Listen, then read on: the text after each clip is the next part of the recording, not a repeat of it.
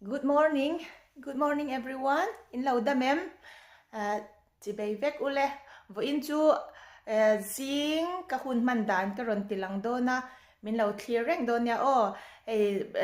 breakfast ka pasal fanau ten an ei zau to a chuan in school kal ma yanin ka hruai ma hian Pathian yan in hlan na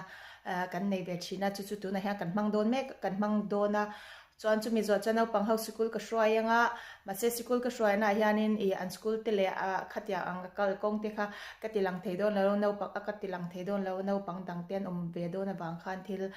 phalani lawa min lo sha thiam ula chu mi zo chuan zîng ka tlan dona ka exer lâknaah hmun te ka fan pui don chewa Tûkin chu exer la hawila phang tlang ang u min lo zui don nia Lalpa kan Pathian Tûkin. Dear Lord, thank you for blessing us with a beautiful morning and for waking us up from our wonderful sleep.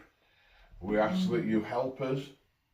through the day with our tasks at hand, at school, at work and at home. Help us to conduct ourselves in an honourable manner,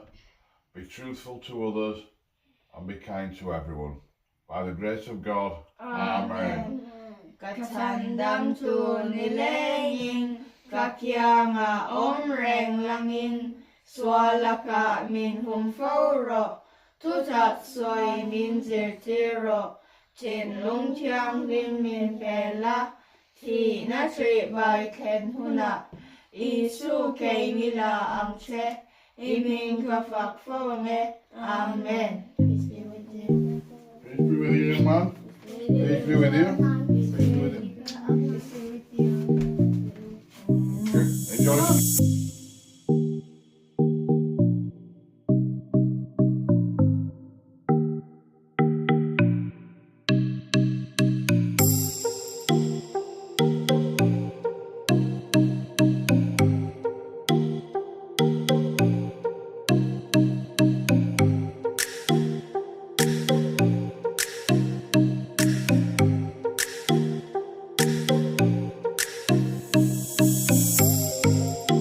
Morning walk na muna niya.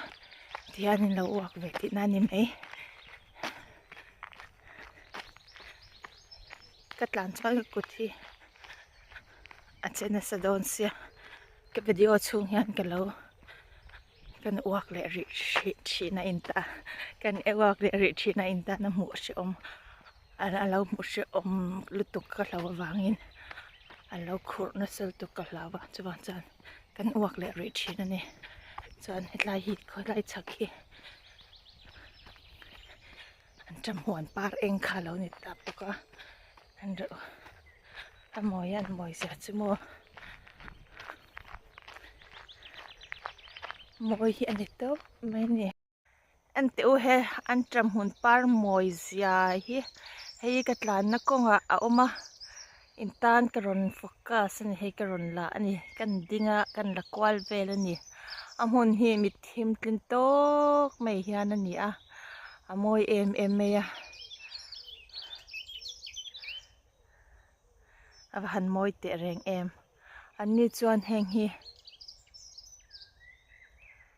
ti hianin an sor thina oil hi an la thina ni hang tu yang chu an tam ni ngei chuan ka sia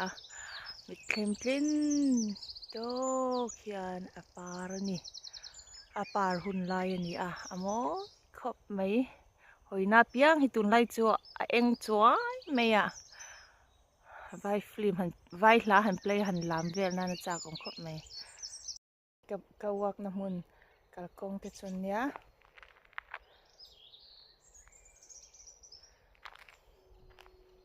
tihan kan katlan laukar laka karon shoot zok ani katlan chuanin katla thei si lawa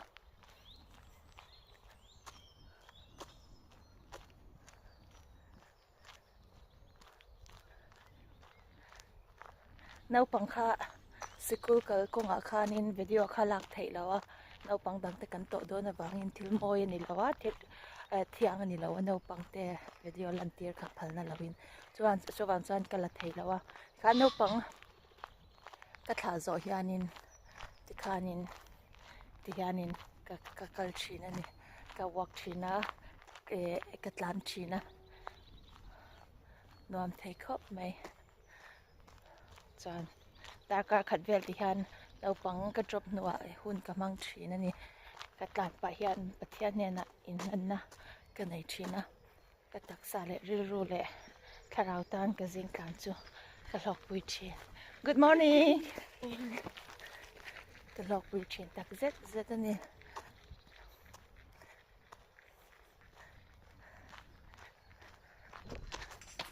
emi khan an ron tlan ve lai motor lut phal ani lawa a safe em boka tlan nuam ani tlai hmunah hian ka thian pa Raymond marap alo zinin morning exer la in ka tlan puya aha khop maya nuam ati boxia ha boxia photoshoot kan nei chiam dun to lom tlai hmunah hian lunglen thlak khop mai Raymond and rawh hey pualin karon mention chenia tlai hmun hi kan tlan thin kha kan tlan exer kan lak dun chiam na hmun kha ni hi an rawh pangpar ti so lo vul le to ni hi amoi sia chu sei nge na hi omlo kum tun ang hun kum tin hian ti hian pa an chin hi a par hun lai ania kum tin tun ang hunah hianin ti hianin avul chu thina amoi the em a ka hak lel thin heng par hun lai thai hi mo amoi hi ka ti theilu tuka ti hian zîng wak pa a thil mo nge scenery moi tak han hmuh te hian min ti dam song mai ni khwa vot em a ma se ni a eng tha a 3 degree bor vela ni ma se ni a eng tha a nuam khop mai ma se vo in chhun vela chuanin 12 13 ti vel te kan thleng chho dona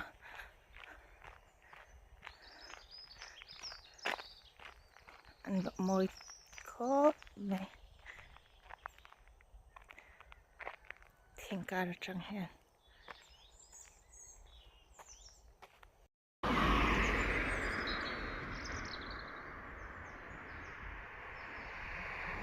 han moi tak em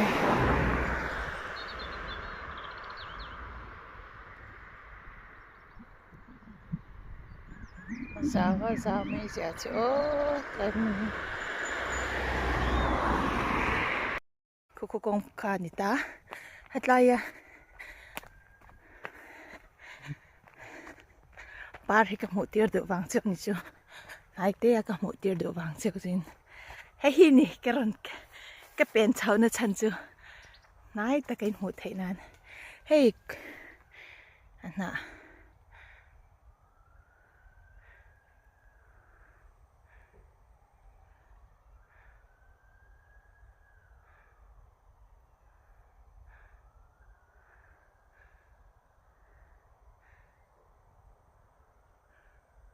mệt thêm tin to kia nó mà nè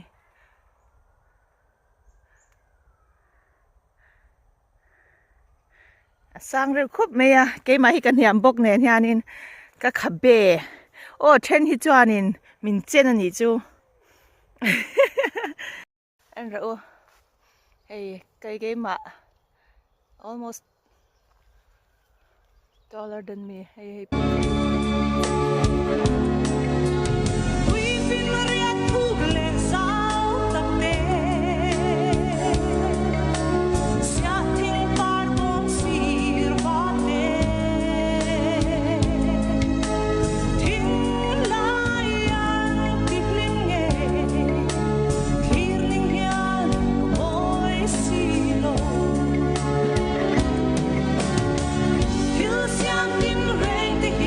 Lalpa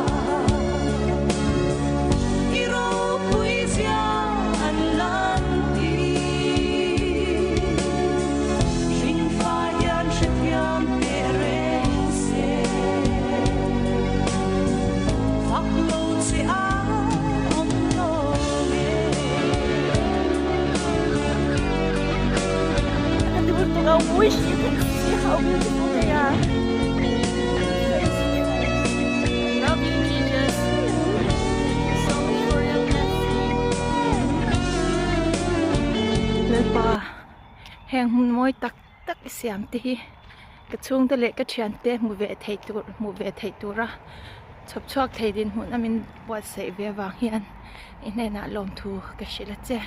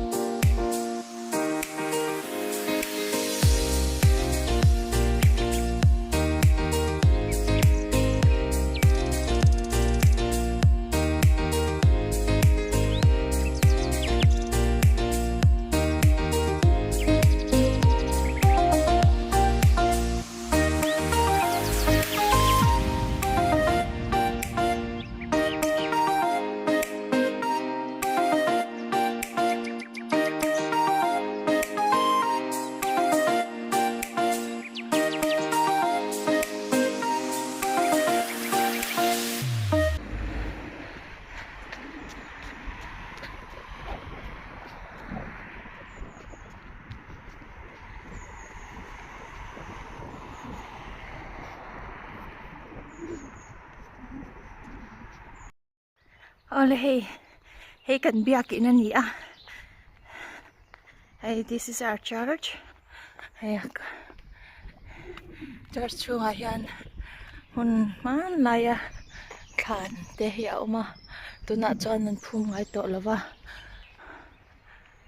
Absolutely gorgeous, our church. Area te hi an me ma khan hui to tak bak mu tur om lova. Po na hi chuan kan biakin hi kum sang khat velo pa ni in ka sia chuan a area hi mo em a tuna hian zîng dar som ala rilau deuh ni minute nga velin ti hian kan biak ina hian tuna hian hon ani lawa zîng in khom hi kan nei thina Pathian zara no pang sikul ka hruai zo a ka ran zo hian hebiak ina hian Pathian hnen in hlannan zîng tong tra in khom na ka vatel ve le man ta chia thina chan kho a chhun lama ka ti tur ang te ka ti ta thina.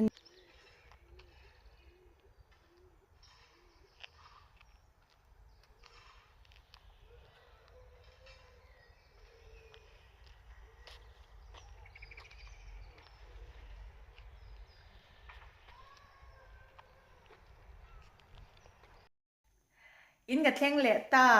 Tûkina ka exer lâknaah hmun te min lo fan puya min lo thlir sak avangin lawm thu ka ron hril a che u ti chuan hun hlim om takin lo hmanga voini tan chuanin ti hi ni ri phut sela next video kanin hmu le theuh dawn nia.